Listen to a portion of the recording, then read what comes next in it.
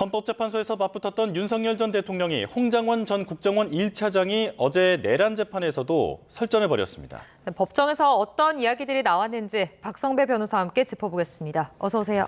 안녕하십니까? 네, 안녕하십니까? 자, 조금 전에도 영상으로 보여드렸습니다만 윤석열 전 대통령이 증인과 직접 공방을 주고받았습니다. 이게 고성이 오가니까 재판장이 중지하기도 했는데 이례적인 장면이었죠. 사실 홍 전 차장은요, 지난주에 이미 증인으로 출석해서 검찰의 주신문에 응했습니다. 변호인에게 반대 신문 기회가 주어져야 하는데 시간의 제한 때문인지 지난주에 이어서 어제 다시 출석했고 어제 증인 신문 과정에서 변호인 측의 반대 신문에 응했습니다. 사실 증인에 대한 반대 신문은 변호인이 진행하기 마련입니다. 상황에 따라서 피고인으로부터 일정한 의문이 제기된다고 하더라도 변호인이 피고인으로부터 그 질문을 전달받아서 정제된 표현으로 반대 신문을 하기 마련인데 어제 증인신문 과정에서는 당사자인 윤 전 대통령이 직접 증인신문에 나섰습니다.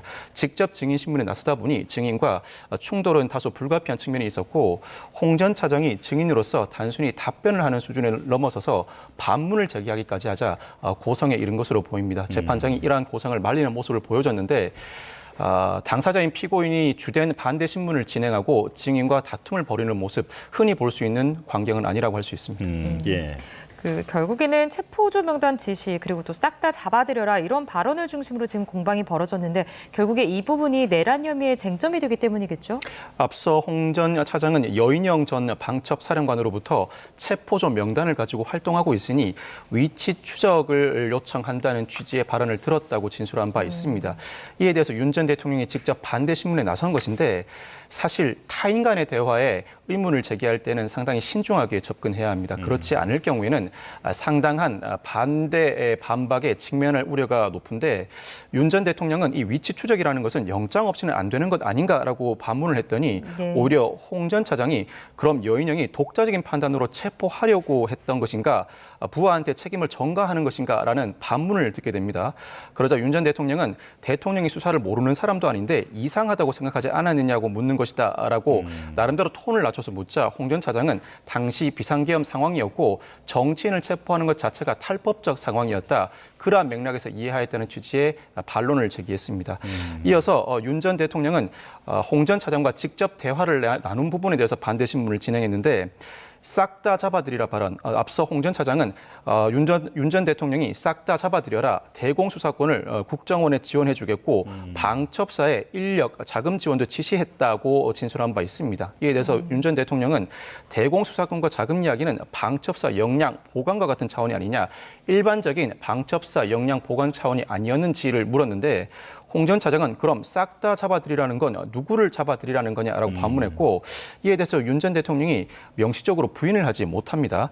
잡아들이라는 대상은 대공수사 대상이 되는 사람들 아니겠느냐라고 답변을 하자 오히려 반대 신문자와 증인이 뒤바뀐 것 같은 느낌으로 홍 전 차장이 이재명, 우원식, 한동훈이 반국가 단체는 아니지 않느냐라고 반문을 제기하는데 윤 전 대통령이 직접 반대 신문에 나선 것 자체가 전략적으로 성공할 수 있을지는 다소 의문이 제기되는 상황입니다. 그렇군요. 홍장원 메모, 이 부분에 대한 신빙성을 윤 전 대통령 측은 계속 공격을 하고 있는데 이게 아직 증거 채택 여부가 결정이 안 된 겁니까? 일단 홍 전 차장이 작성한 1차 메모에 보좌관이 정사한 2차 메모는 폐기된 상황입니다. 다음 날 보좌관이 작성한 3차 메모가 있고 홍 전 차장이 여기에 가필한 4차 메모만 존재하는 상황입니다. 윤 전 대통령 측은 메모 간의 동일성이 없다고 주장하는 반면에 홍 전 차장은 기억을 추가한 것에 불과하다고 주장하고 있습니다. 아직까지는 재판부가 증거 채택 결정을 하지 않았는데 문서에 대한 증거 채택 결정은 모든 증인 신문을 마친 이후 증거 조사 단계에서 진행되기 마련입니다. 윤 전 대통령 측은 보좌관이 작성했다는 건 출처 불명이라 증거 채택에 이의를 제기한다고 발표하고 있고 특검 측은 실질적 작성자가 증인 즉 홍 전 차장이므로 증거로 채택되어야 한다고 주장하고 있습니다. 예, 홍장원 전 차장의 진술을 믿을 수 없다고 했더니 조태영 전 국정원장이 현재 구속된 상황이잖아요.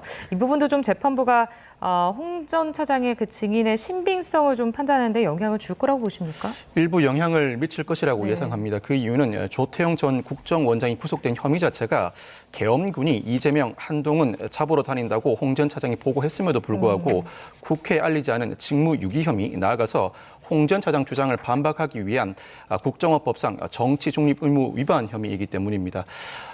이 사건 재판이 진행되고 있는 재판부는 아직까지 재판을 진행할 뿐 명시적인 판단을 내리지 않았지만 일단 구속영장을 발부한 조태현 전 국정원장에 대한 영장 전담 재판부가 이른 사실관계를 사실로 받아들인 이상 이 부분은 이 사건 재판부에도 영향을 미칠 수밖에 없습니다. 예.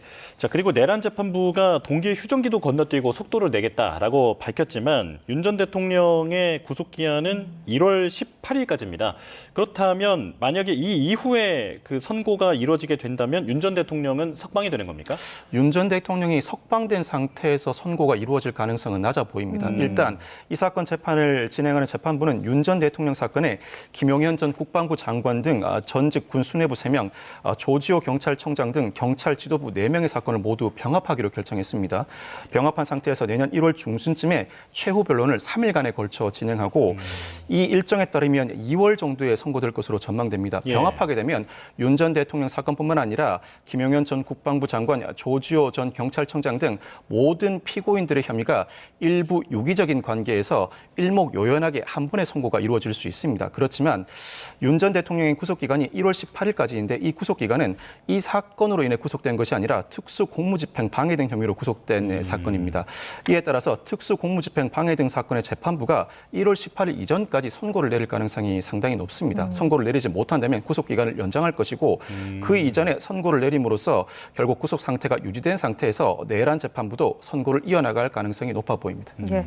자, 이제 도이치모터스 주가 조작 사건도 좀 짚어보죠. 도주했던 도이치 주가 조작 주포 이모 씨를 34일 만에 체포를 했습니다. 어떤 의혹을 받고 있는지 짚어주시죠. 이모 씨는 도이치모터스 주가 조작의 또 다른 1차 주포입니다. 김건희 씨의 증권 계좌를 관리한 것으로 알려져 있고 김건희 씨에게 다름 아닌 건진법사를 소개해 준 인물이기도 합니다. 지난달 압수수색 도중에 2층에서 뛰어내리는 다소 이례적인 장면을 연출했는데 이후에 특검이 체포영장을 발부하고 지명수배했다 경찰의 협조를 얻어 어제 충주효에서 인근에서 체포하기에 이르렀습니다.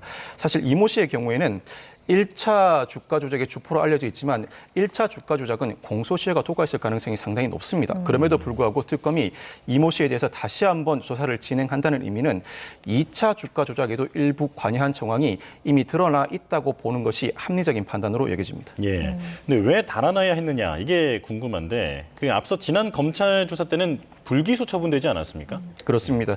지난 검찰 조사 때에는 김건희 씨와 더불어 불기소 처분이 되었습니다.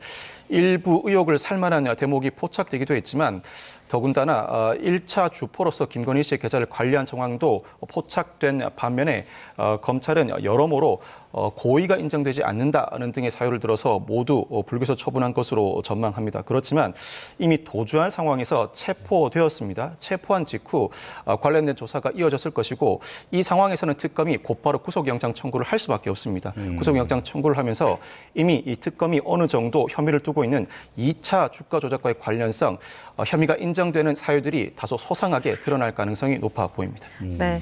간단하게 좀 최상병 특검 상황도 좀 짚어보겠습니다. 이제 수사 기한이 일주일 남았습니다. 오늘 수사 결과 마무리 좀 발표가 있는데 어떤 성과를 냈는지 좀 종합해 주신다면요. 일단 VIP 경로의 실체를 밝혀냈다는 부분, 나아가서 임 전 사단장을 구속함으로써 최상병 순직 사건의 주요 책임자를 가려냈다는 부분은 성과라고 할 수 있습니다. 그렇지만 이 사건은 최상병 순직 사건 외에도 수사 외압 의혹, 구명 로비 의혹, 모두가 수사 대상인데 전반적으로 수사가 상당히 아쉽습니다. 수사 외압 의혹과 관련해서는 이종섭 전 국방부 장관을 비롯한 군사보좌관, 검찰단장, 법무관리관, 김계한 전 사령관에 대한 구속영장 모두가 기각되었습니다. 즉 수사 외압 의혹과 관련해서는 향후 불구속 기소를 한다고 하더라도 재판 단계에서 상당 부분 혐의를 입증할 수 있을지 의문이 제기되는 상황입니다. 나아가서 구명로비 의혹과 관련해서는 별다른 혐의점을 발견하지 못한 상태에서 수사 외압 의혹의 정황 증거로만 관련 의혹을 제기할 수밖에 없어 보입니다. 알겠습니다. 여기까지 설명 듣겠습니다. 박성배 변호사와 함께했습니다. 고맙습니다. 감사합니다.